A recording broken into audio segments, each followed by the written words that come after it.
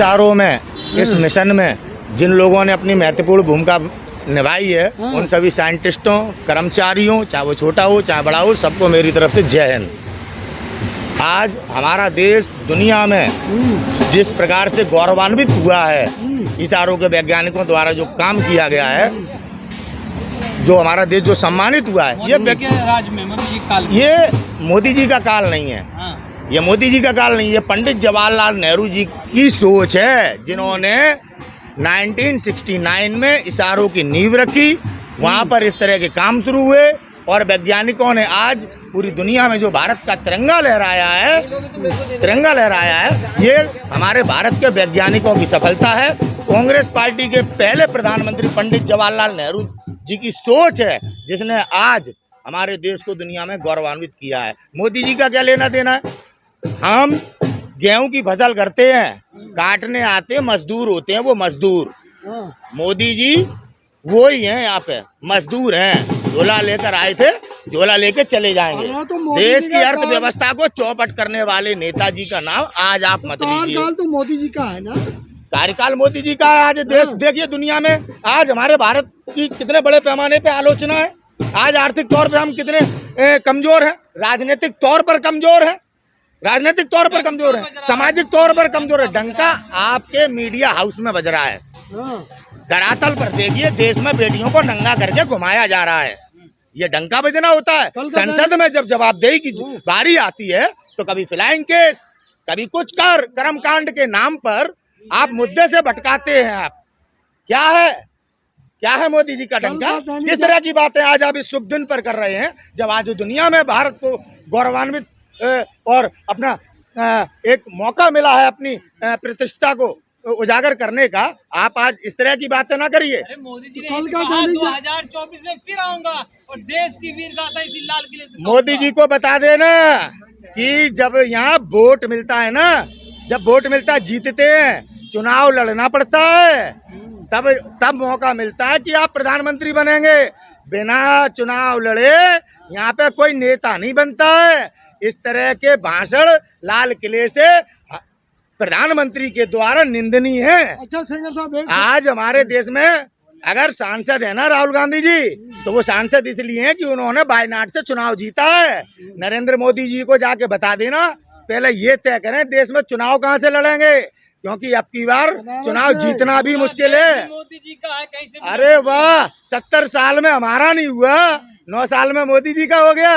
मोदी जी से कह देना सपने देखना बंद करें और जरा वास्तविकता पर नजर डालें। 70 साल में जब कांग्रेस का नहीं हुआ तो आपका हो जाएगा। अच्छा, कल का दैनिक जागरण अखबार पढ़ा था? झूठे अखबार नहीं पढ़ते भाई, झूठे अखबार नहीं पढ़ते। अरे तमाम उमंग है भाजपा के लोगों।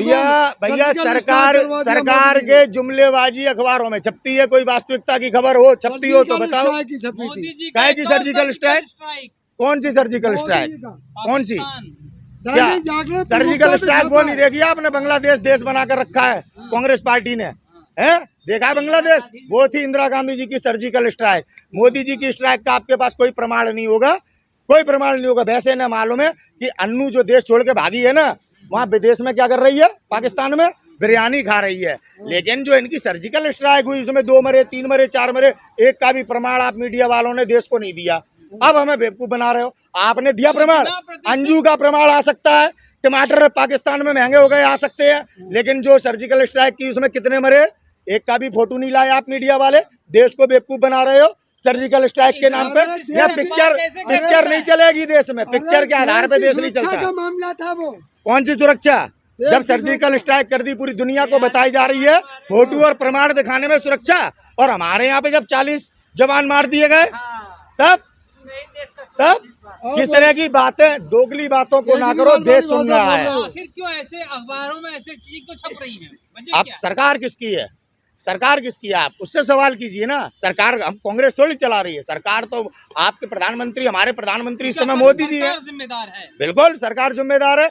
अपनी असफलताओं को जिम्मेदार होगा कि सरकार जिम्मेदार होगा? भाई सरकार के द्वारा दबाव है। नेहा सिंह राठौर गाना गाती है तो उसको सरकार पकड़ने चली जाती है। अब आप पुलिस को कहेंगे, पुलिस किसके कहने पे चलती है? सरकार के कहने पे चलती है। आप देखिए बड़े बड़े लोग, अजीत डोभाल जी कहते हैं राज्यपाल से कि आप इन सब में मत पड़िए। जब पुलवामा का हमला होता है, किस अधिकार से कहते हैं? तो आप समझिए ये सरकार कर रही है। भगवंत सांगवान ने कह दिया कि पढ़ा लिखा व्यक्ति को वोट दो, नौकरी से निकाल दिया गया, तो आप भी थोड़ा समझ जाइए। नरेंद्र मोदी जी तो बिना पढ़े लिखे थे, सोच समझ के बोलना चाहिए। वो खुद ही इस बयान को देते हैं, मैं पढ़ा नहीं इसलिए आगे बढ़ गया, आपने वोट दे दिया। झोला लेके आए थे, झोला लेके जाने वाले हैं। आप भी सोच समझ के बोलिए। अरे स्मृति ईरानी से सवाल पूछा गया महंगाई पर, उन्होंने तिहाड़ की याद दिला दी। सुधीर चौधरी जैसी करनी वैसी भरनी। अभी तो जनता की बारी है। अभी तो ये बीजेपी के नेता, ये तिहाड़ी वही है ना, देश को बेवकूफ बना रहा था कि 2000 के नोट में चिप है और काले धन को सफेद करने में सरकार की हेल्प कर रहा था। काला धन तो पता लगा नहीं, मोदी जी 6 महीने में ला रहे थे। अब मोदी जी मुंह छुपाते हैं कि नेहरू जी पे अनावश्यक टिप्पणियां करते हैं, कभी इंदिरा जी पे अनावश्यक टिप्पणियां करते हैं, कभी राहुल गांधी जी पे। आप देखिए सदस्यता छीन ली।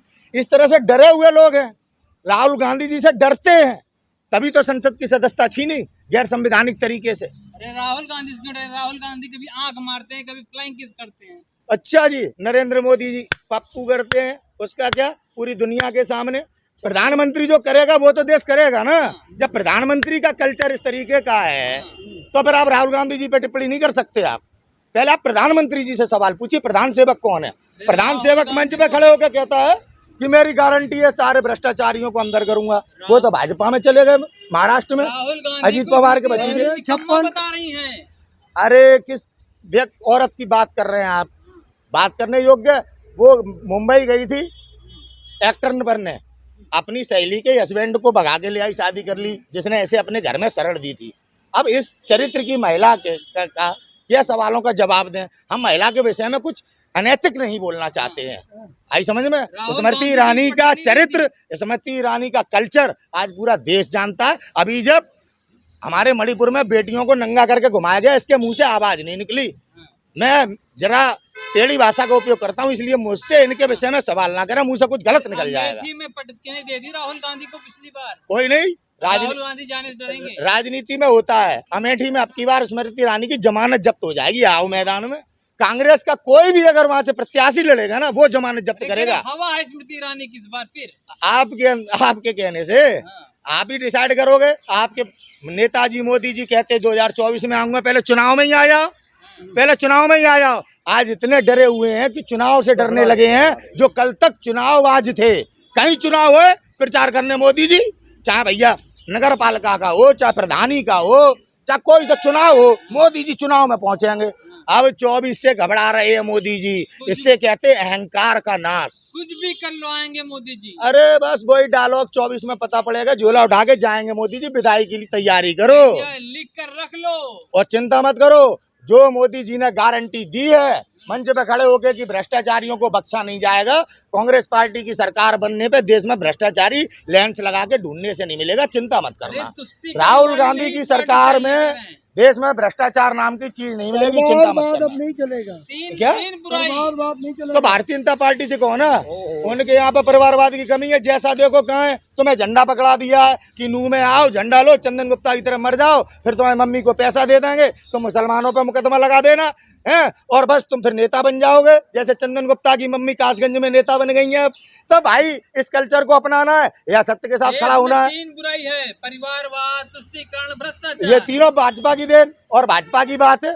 भाई एक बात बताओ, जनता, मैं चाहता हूं कि मैं फौजी हूं, अगर मेरी ड्यूटी पे अगर मृत्यु हो जाए तो मेरे बेटे को नौकरी मिले। आप इसका विरोध कर रहे हैं। ये नेता जो अपने बच्चों को विदेशों में पढ़ा रहे हैं परिवारवाद के नाम पर, हम जनता से राजनीति कर रहे हैं। कल्चर है हमारा। उदय सिंह राणा राजा थे, उनका बेटा महाराणा भी राजा बना, उनके बाप भी राजा थे, उनके बाप भी राजा थे। कल्चर है हमारा, सभ्यता है आर्यव्रत की, भारत की परंपरा है। ये सत्ता के लोभी हमें बांटना चाहते हैं, हमें और आपको अंधकार में परिस्थिति है, अज्ञानता फैला रहे हैं। क्या है परिवारवाद? परिवारवाद क्या? राजनाथ सिंह का बेटा विधायक है, कैलाश विजयवर्गीय का बेटा विधायक है, ब्रजभूषण शरण सिंह का बेटा विधायक है, और हमें क्या कह रहे हो? हमारी पेंशन छीनने हो, हमारा वारिस नहीं लगेगा, इनके वारिस नेता बनेंगे। क्या पट्टी बढ़ा रहे हो आप? इन पट्टियों में देश नहीं आएगा। पत्थरबाजों का इलाज हो रहा है। पत्थर फेंकने वाले बीजेपी के कार्यकर्ता हैं।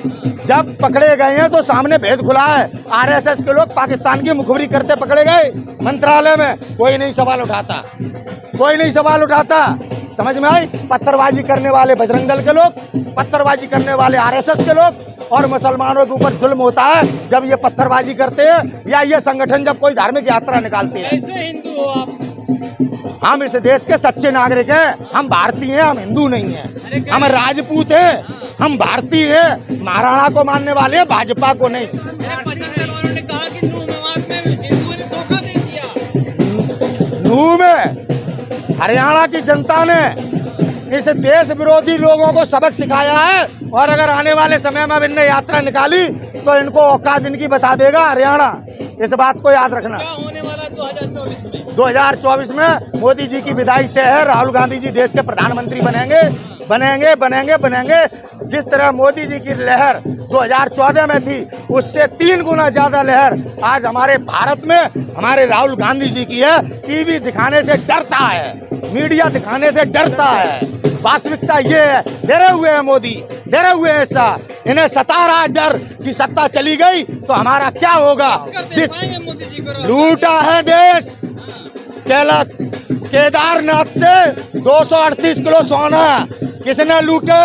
राहुल गांधी जी की सरकार इन मंदिर चोरों को आपके सामने लाएगी जिन्होंने राम मंदिर के नाम पे वोट लेके हमारे केदारनाथ मंदिर को लूटा है। याद रखना इस बात को।